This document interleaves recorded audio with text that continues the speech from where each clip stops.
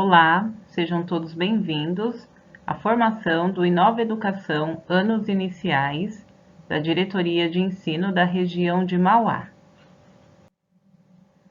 Essa formação será apresentada pela PEC de Educação Especial Alexandra Farias, PEC de Língua Inglesa Lidiane Cirilo, a Mariângela Silvestre, que é PEC de Tecnologia, e eu, Silvana Amorim, PEC dos Anos Iniciais.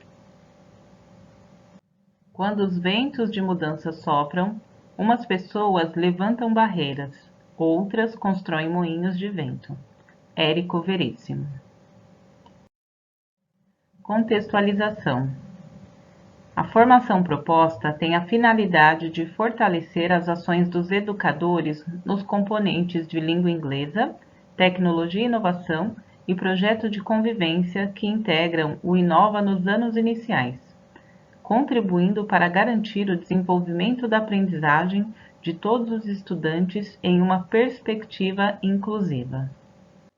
Objetivos: refletir sobre a importância do trabalho com a língua inglesa nos anos iniciais e a necessidade de articulação com os demais componentes do Inova Educação.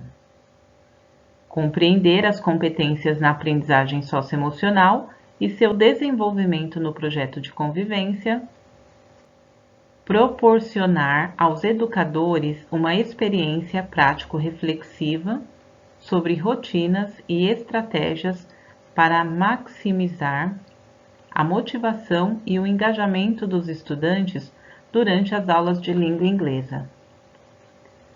Possibilitar reflexões sobre a prática pedagógica em uma perspectiva inclusiva e compreender a importância de se promover a acessibilidade. Na pauta de hoje veremos Educação Especial na Perspectiva Inclusiva, Aprendizagem Socioemocional, Ferramenta de Apoio às Aulas de Tecnologia e Inovação, Língua Inglesa e também teremos Boa Prática. Obrigada! Agora vamos falar de educação especial e educação inclusiva. Existe alguma diferença entre essas duas modalidades? Bom, vamos começar. Educação, ela é um todo, é um direito garantido na nossa Constituição Federal. Porém, existem públicos diferentes para a educação, como, por exemplo, a educação infantil. Ela é para as crianças até 5 anos. Temos a educação fundamental, temos a educação para jovens e adultos, educação superior. Cada uma tem o seu público. A educação inclusiva, ela é para todos os estudantes, com ou sem deficiência. Ela acolhe toda a diversidade humana, a todas as classes da população, negros, pobres, imigrantes. Tem o objetivo de eliminar os obstáculos que limitam a aprendizagem e participação dos estudantes no processo educativo, promovendo a diversidade entre eles e buscando uma mudança de paradigma. E educação especial? A educação especial, ela surgiu no Brasil no século XIX, com a primeira escola exclusiva para surdos. Depois, ao longo dos tempos, surgem as instituições especializadas para os alunos com deficiência. À margem das sociedades, eles eram segregados, como a Pestalozzi, as APAES. Então, eles não eram incluídos, eles ficavam à margem. E aí, a partir da década de 90, quando ocorre a primeira Conferência Mundial de Educação Especial, e em 1994 foi publicada a Declaração de Salamanca. A educação especial ela passa a ser uma modalidade de ensino, como todas as outras, e perpassa todos os níveis de ensino, do infantil ao superior, e passa a ser direcionada para o atendimento dos estudantes elegíveis aos serviços de educação especial, tendo as suas especificidades no processo educacional e no âmbito de uma atuação mais ampla na escola, e o desenvolvimento de práticas colaborativas. E quem são esses alunos que são elegíveis aos serviços da educação especial? São os alunos com laudo que possui deficiência física, que possui deficiência auditiva, a surdo-cegueira, deficiência múltipla, deficiência visual, a deficiência intelectual, as altas habilidades ou superdotação e o transtorno do espectro autista, o TEA. Qual é a terminologia correta? Usar a palavra portador de deficiência. Portador quer dizer que você porta alguma coisa. Por exemplo, eu porto uma carteira. Qualquer momento eu posso deixá-la em algum lugar e não portar mais. A deficiência seria a mesma coisa. Se eu sou portador de deficiência, eu deixo a minha deficiência em algum lugar e não porto mais. Então, essa nomenclatura está errada. Portador de necessidades especiais. Essa também é bem utilizada. Porém, necessidades especiais todos os seres humanos temos. É uma necessidade especial. A pessoa com deficiência não é diferente. Eu tenho uma necessidade especial em matemática. Deficiente. A pessoa com deficiência tem suas limitações específicas, sim, mas antes é uma pessoa com diversas potencialidades. Então, só deficiente não está correto. Agora, quando a gente fala, é uma criança especial e ele é uma criança normal. Especial, todos nós somos especial para alguém. Eu sou especial para minha mãe, para os meus filhos. E normal? Quem é normal? O que significa ser normal? O padrão de normalidade é diferente para mim, para vocês, para cada um. Não existe um padrão de normal. Surdo-mudo. Outra expressão que a gente ouve muito. Ele pode ser sim uma pessoa surda, mas não muda. Muda quer dizer que ele não fala. E muitas vezes ele é capaz de falar, ele somente não ouve, por isso não foi estimulado a falar. Então, vamos sempre usar a nomenclatura correta. Pessoa com deficiência, estudante com deficiência, porque a pessoa, o estudante, ele vem na frente, ele é mais importante, ele não só é um deficiente, ele é uma pessoa com deficiência. A resolução do Conselho Nacional de Educação, número 2, de 2001, no seu artigo 17, podemos ler: em consonância com os princípios da educação inclusiva, as escolas das redes regulares de educação profissional, públicas e privadas, devem atender alunos que apresentem necessidades educacionais especiais, mediante a promoção das condições de acessibilidade, a capacitação de recursos humanos, a flexibilização e a adaptação do currículo e o encaminhamento para o trabalho, contando para tal com a colaboração do setor responsável pela educação especial do respectivo sistema de ensino. Aqui já podemos observar nesta nomenclatura que ela está desatualizada, pois se trata de 2001. E aí ele escreve aqui necessidades educacionais especiais. Já sabemos que necessidades educacionais especiais todos nós temos, mas como é uma legislação escrita em 2001, está desatualizada esta nomenclatura. Porém, podemos ver que todos os estudantes eles têm direito à flexibilização e adaptação do currículo. No universo escolar, o currículo deve ser o nosso documento norteador. Todos os professores precisam conhecer o currículo para trabalhar as habilidades e competências com os seus alunos. Antes, falávamos muito em adaptação curricular, e muitos professores alegavam que não sabiam como fazer adaptação curricular. Então, se a gente hoje trabalha com o currículo paulista, dentro do currículo existem habilidades essenciais, habilidades que você pode voltar ao currículo que você precisa trabalhar com esse aluno. Então, não precisamos mais falar tanto em adaptação curricular. Precisamos pensar em uma educação inclusiva para todos, garantindo as habilidades essenciais para todos os alunos. Segundo a pesquisadora Ana Paula Zerbato, que é doutora em educação e docente na USP, consiste na elaboração de estratégias para acessibilidade facilitada a todos, tanto em termos físico quanto em termos de serviços, produtos e soluções educacionais, para que todos possam aprender sem barreiras. Neste sentido, tais práticas normalmente recaem sob a responsabilidade única figura do professor do ensino comum, o qual precisa reconhecer a diversidade existente em sala de aula para atendimento e aprendizado a todos os alunos. O documento orientador da educação especial é a Política de Educação Especial do Estado de São Paulo. Nele está escrito: a educação especial serão conduzidos visando a equidade e a qualidade do processo de ensino e aprendizagem, garantindo que todos os estudantes possam concluir a educação básica e sigam em seu percurso acadêmico ao longo da vida. Hoje trabalhamos neste princípio de equidade, pois a igualdade para todos os alunos, ela não é acessível, pois podemos observar na primeira figura que se tratarmos por igualdade entregando um caixote para cada aluno, o aluno menor de camisa azul, ele não consegue ver o campo, ele não está visualizando.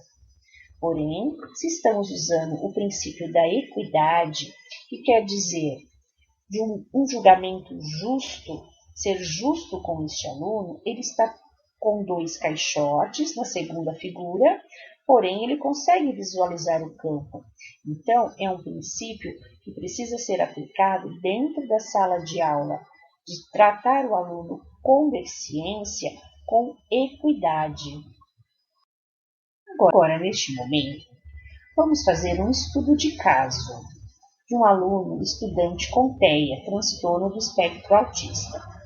Paulo, com 11 anos, estudante do 4º ano de uma escola pública, apresenta um hiperfoco em pizzas, o que significa que não conseguia se interessar por outros assuntos durante essa fase. Por esse motivo, os docentes estavam com dificuldade em apresentar os conteúdos das aulas. Um aluno com TEA, eles têm hiperfocos. Eles ficam focados em apenas um objeto.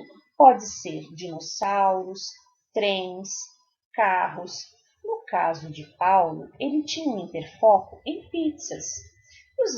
E os professores não sabiam como trabalhar com Paulo, porque ele só pensava em pizza todo o tempo.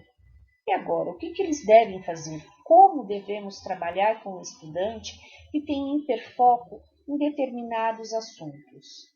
A professora de matemática então teve uma ideia. Planejou uma atividade em que simularia uma pizzaria, na qual Paulo seria o proprietário. Ele deveria desempenhar tarefas como calcular a quantidade de ingredientes a serem comprados, a distribuição dos ingredientes em cada tipo de pizza, a repartição das pizzas entre os clientes e etc. Com essa atividade, Paulo ficou muito empolgado e conseguiu aprender o conteúdo ensinado pela professora, de acordo com os objetivos propostos no componente curricular.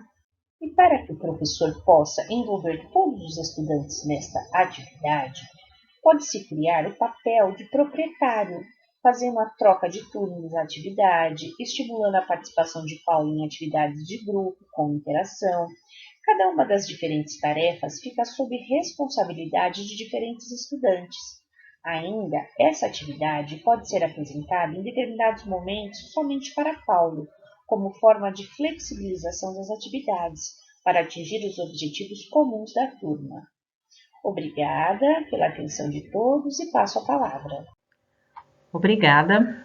Dando continuidade à nossa formação, veremos agora o que é aprendizagem socioemocional. É o processo de aprendizagem de habilidades tão importantes quanto a leitura e a matemática. Tais habilidades vão ajudar a criança a entender e gerenciar emoções, estabelecer e alcançar objetivos, demonstrar e sentir empatia, e estabelecer e manter relacionamentos e também tomar decisões responsáveis. Podemos notar que a aprendizagem socioemocional é para todas as idades e, quando são bem desenvolvidas, têm resultados a curto, médio e longo prazo. Pois quando os estudantes se sentem mais conectados com a escola e com os colegas, se sentindo pertencentes ao espaço escolar, eles terão sucesso e um melhor comportamento. O termo aprendizagem socioemocional foi criado pelo CASEL. CASEL é a sigla de uma organização internacional sem fins lucrativos, que é formada por uma grande comunidade de pesquisadores, professores e diversos outros profissionais do segmento da educação, que desde 1994 se propõe a investigar os impactos da educação socioemocional como uma forma de promover mudanças na sociedade. A estrutura teórica para o desenvolvimento dessas competências socioemocionais, conforme proposta pelo CASEL, está dividida em 3 dimensões: autoconhecimento e autogestão, que se referem à dimensão intrapessoal, que é a comunicação que a pessoa tem consigo mesma.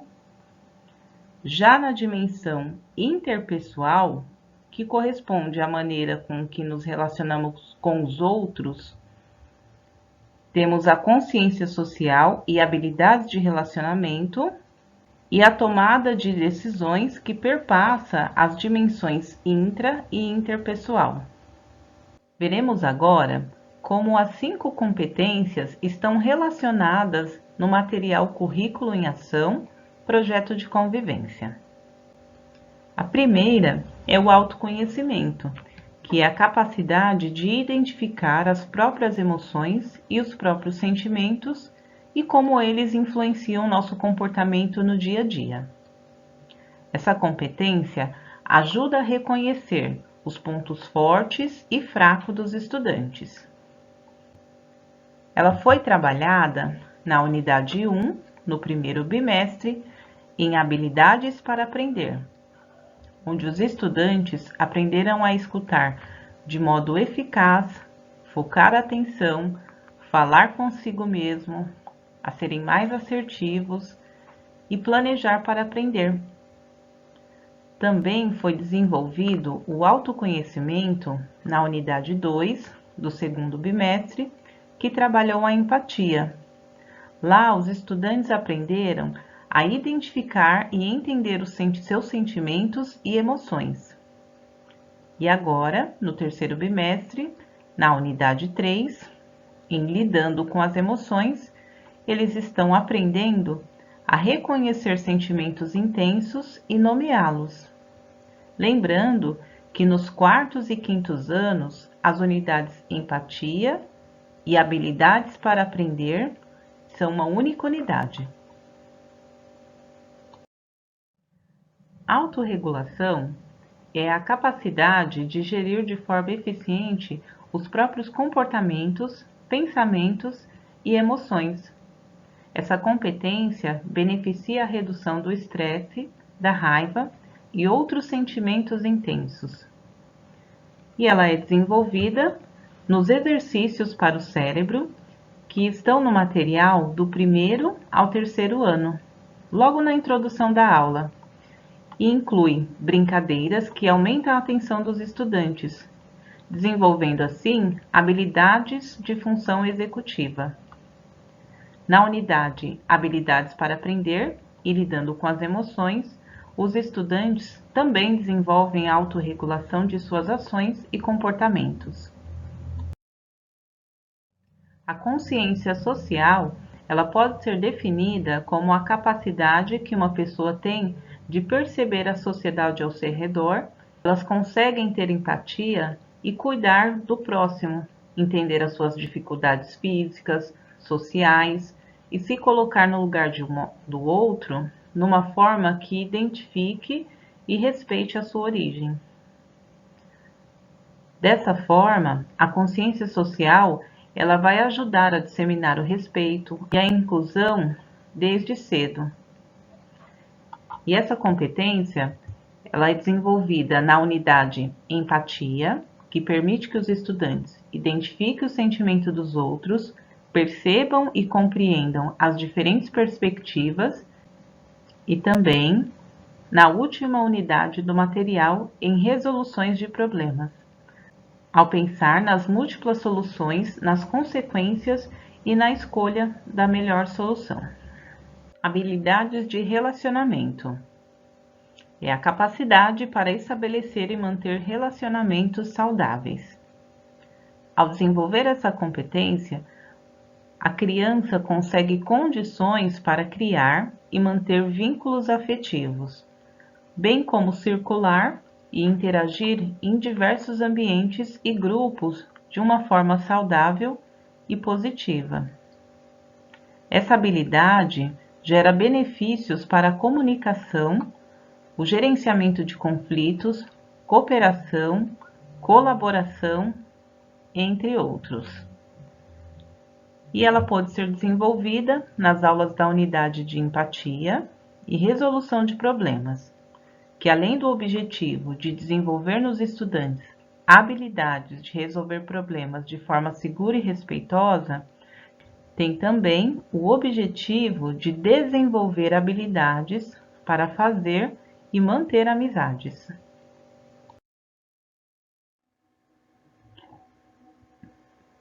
A tomada de decisão é um processo de decidir sobre algo importante, considerando os padrões éticos e questões de segurança, e avaliando os benefícios e as consequências no âmbito pessoal, social e coletivo.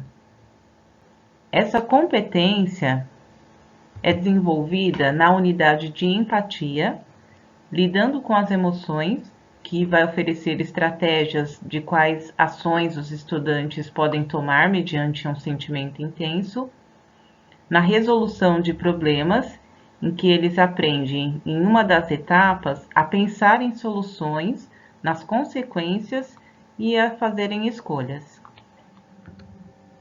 Aprendizagem socioemocional, conforme vimos, é gerenciar emoções fortes, ter uma comunicação clara e assertiva, resolver problemas de forma eficaz, reconhecer as emoções em si mesmo e nos outros, ter empatia, manter relacionamentos cooperativos e tomar decisões responsáveis. O que não é aprendizagem socioemocional? Ela não substitui as disciplinas regulares, não é a escola assumindo o papel dos pais, nem sugere que a geração de crianças de hoje está de alguma forma prejudicada. Não é psicoterapia e também não toma o lugar de outras disciplinas básicas como matemática, ciências e alfabetização. Sugestões de estratégias de gestão de aula e ensino no projeto de convivência.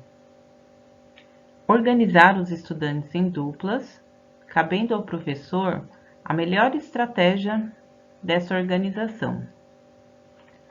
Pense, vire e fale é uma estratégia presente em algumas aulas, em que o professor, de acordo com o tema proposto, dá um tempo para os estudantes que devem estar em duplas e ao comando de pense, ambos vão pensar.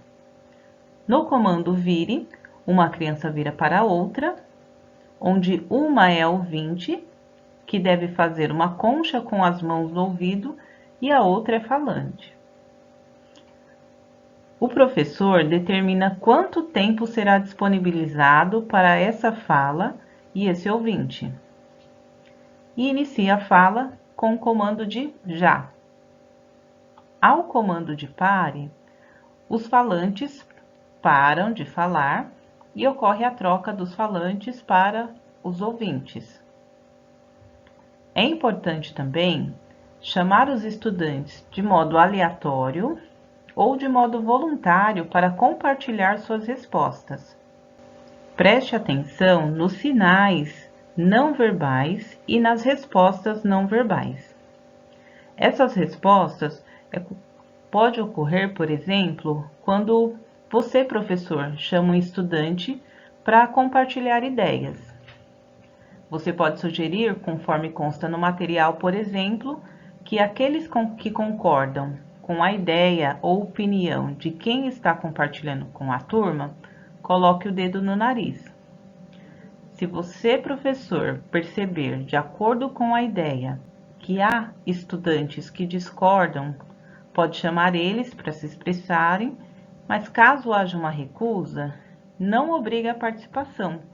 Se atente às respostas não verbais da última sessão da aula, que é o Hoje Eu Aprendi, onde os estudantes vão registrar ou por meio de ilustrações ou por meio da escrita o que aprenderam na aula. Numa perspectiva de educação integral, a escola não é apenas um lugar para se desenvolver academicamente.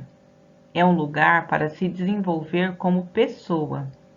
Quando os estudantes se sentem apoiados, seguros e conectados à escola, eles se tornam mais bem preparados para ter sucesso na escola e na vida. Atenção, professores! A PEC de Tecnologia Mariângela tem uma informação muito importante para vocês. É referente à ferramenta de apoio às aulas de tecnologia e inovação para o segundo semestre de 2022. Na sequência, a PEC de Língua Inglesa Lidiane dará continuidade à formação. Olá, aqui é Mariângela, PEC de Tecnologia do Núcleo Pedagógico de Mauá. Eu estou aqui para passar um recadinho sobre o componente de tecnologia e inovação. Nesse segundo semestre, o caderno vem com algumas atividades que requerem um pouquinho mais de conhecimento prático em tecnologia.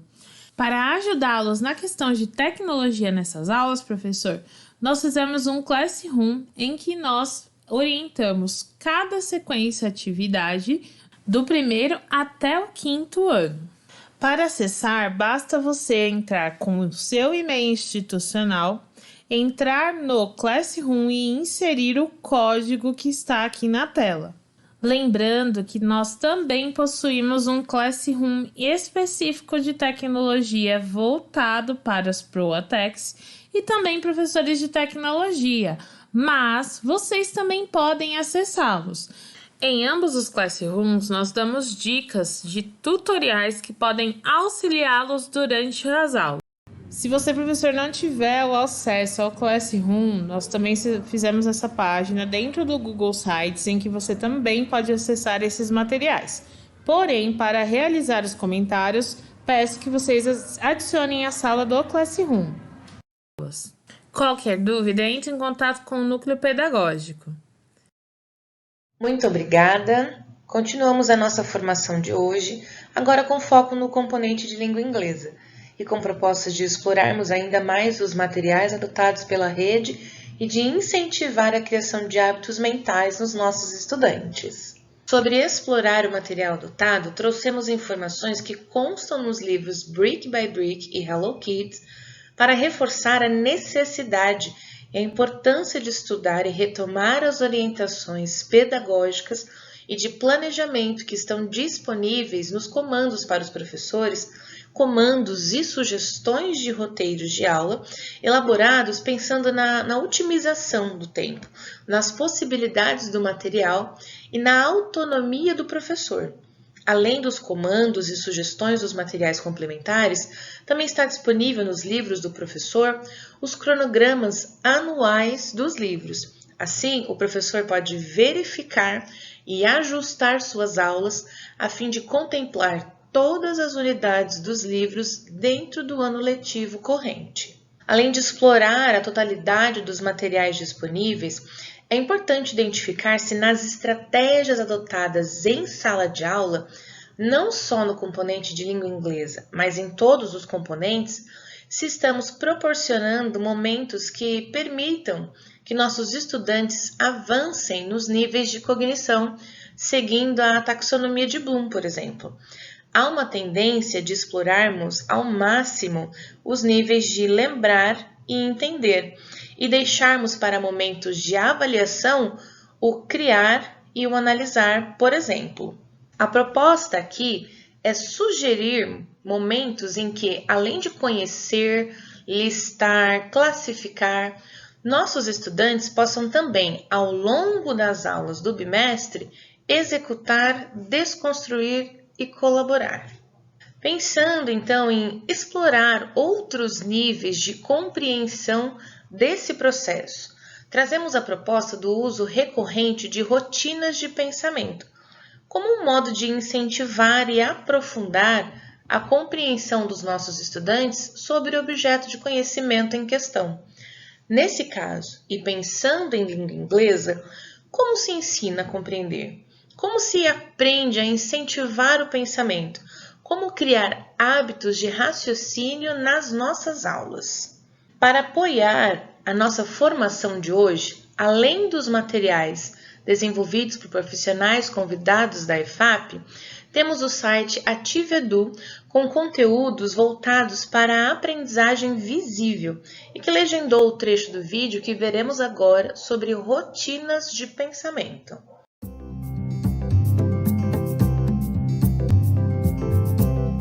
What can we as educators do to help students become better thinkers? One might assume that a good place to start is to teach thinking skills, but is teaching skills enough? We often miss opportunities to use the skills we have simply by not noticing times when they might be useful. Good thinkers not only know how to think creatively, critically, and deeply, they actually do it. They have a repertoire of thinking moves to draw on, they're inclined to use them, and they're sensitive to the times when thinking would be helpful. In other words, they're in the habit of observing, analyzing, and questioning. So can we teach this?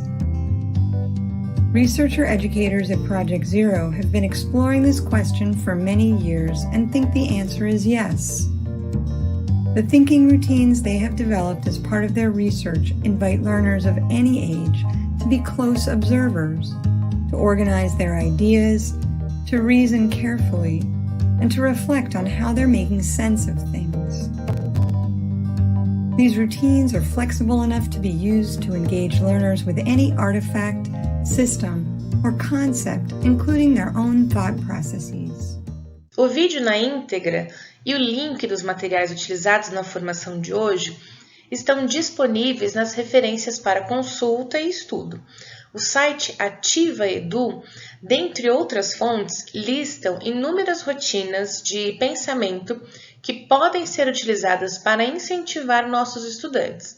Listamos aqui 9 opções dessas rotinas que, compostas de estruturas simples e comandos simples também, servem para disparar e direcionar o pensamento, como a ver, pensar e imaginar. Rotina em que o estudante é estimulado a observar de modo crítico e construir relações por meio das perguntas: o que você vê, o que você pensa sobre isso e o que isso faz você imaginar, podendo ser utilizada no começo das unidades dos livros para estimular e motivar o interesse dos estudantes. Outra rotina que pode ser explorada em sala de aula é a eu pensava que, agora penso que. Nessa rotina de pensamento, que pode ter registros escritos, visuais ou orais, assim como todas as outras, o estudante é estimulado a expor o que pensava sobre determinado tópico e, após a aula sobre aquele tópico, o estudante revisita sua exposição para elencar o que compreende agora sobre o tópico que antes não pensava ou não sabia sobre. Deste modo, a aprendizagem ela fica também visível para o professor e para os colegas, de acordo com a abordagem de exposição escolhida.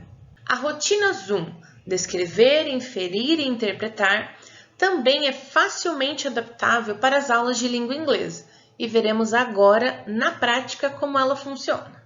Para começar, é importante sempre deixar bem claro e exposto para o aluno a rotina da aula daquele dia, para que mesmo que visualmente o estudante ele acompanhe o avanço da aula e a progressão das etapas. Nessa sugestão, a estrutura do roteiro de aula é composta pela música de abertura, a Hello Song, presente em todas as aulas, um jogo para estimular os alunos com o vocabulário, a utilização do livro Brick by Brick e o encerramento da aula com o Goodbye Song, já utilizada também em aulas anteriores. A sugestão proposta é utilizar a rotina de pensamento Zoom para explorar, a partir de outra perspectiva, a página de abertura da unidade do livro, transformando então o processo de aprendizagem visível em 4 etapas. Na primeira, apenas uma parte da imagem é apresentada, de modo que os alunos sejam incentivados a observar, descrever o que vem e a inferir, a partir do contexto, a situação apresentada. Na segunda etapa, o processo se repete, mas com adição de mais detalhes da imagem, para que os estudantes possam validar as observações anteriores e propor novas informações. Perguntas como: onde o aluno está? O que você pode observar de objetos que comprovem a sua resposta? O que ele deve estar fazendo naquele local? São exemplos de perguntas para estimular a interação dos alunos de forma coletiva. A quarta etapa é o momento em que os estudantes verificam, ao analisar mais detalhes da imagem, se eles estão mais próximos do contexto real apresentado ou não.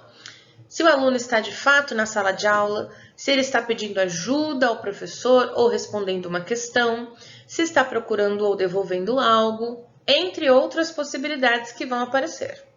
E por se caracterizar como uma aprendizagem visível, é no momento da revelação total da imagem que tanto os alunos quanto os professores conseguem verificar se todos os palpites, todas as observações são validadas ou não. Nessa sugestão foi utilizada a página de abertura da unidade 5 do livro Brick by Brick, conteúdo proposto para ser trabalhado no 3º bimestre. Como o tema para o roteiro de aula apresentado era material escolar, a sugestão é de explorar esse tema inserindo um elemento curioso, como encenar uma mochila esquecida na sala de aula que contenha os materiais que serão trabalhados na unidade para apresentar o vocabulário, uma encenação com fantoches e vozes divertidas feitas pelos próprios alunos para dublar a cena apresentada na imagem, por exemplo. Para ilustrar o modo de adicionar elementos e trabalhar vocabulário ou retomar conteúdo com os estudantes, apresentamos a boa prática desenvolvida pela professora Gilmara, da Escola Estadual Farid Eid, em que ela retoma o vocabulário já conhecido com os alunos, trazendo elementos visuais, trabalhando o lúdico e o elemento surpresa com a caixa de objetos. Olá pessoal, sou a Gilmara, professora de inglês dos anos iniciais da Escola Estadual Farid Eid. Observei que as crianças têm mais facilidade de aprender de forma lúdica, né? Quando o aprendizado acontece de forma prazerosa. Fui muito bem recebida por eles no início do ano e trabalhar o ensino da língua estrangeira dessa forma desenvolve nos alunos as competências socioemocionais e cognitivas, tornando-os mais autônomos, mais confiantes, cooperativos, e isso me deixa muito feliz.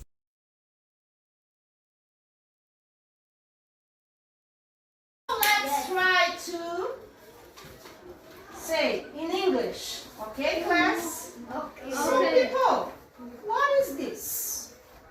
It's a bag. No, it's School bag. It's a school bag. Excellent, okay? So it's a school bag. Yes? It's a school bag, right. Excellent. So, what is this? Red. And what is written in English? I love you. Yeah. What is this? Umbrella.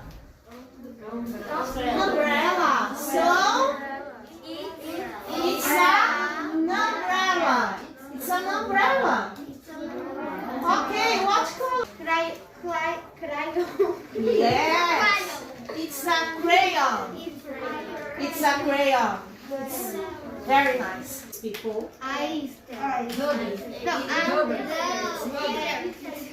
Rubber. Oh yeah, yes. So it's an eraser. In your notebook, in your book, you learn it as an eraser. Okay, remember the Big Boss, the film. So, people, what is this? Excellent.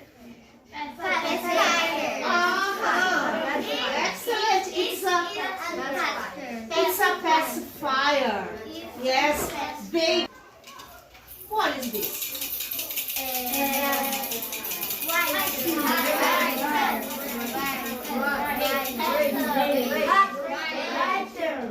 Yes, it's a rattle. Yeah,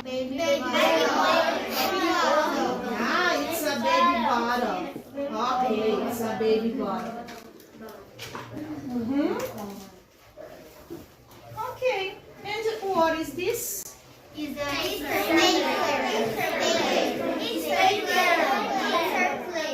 a stapler. What color is it? Black. It's a black stapler, right? Excellent.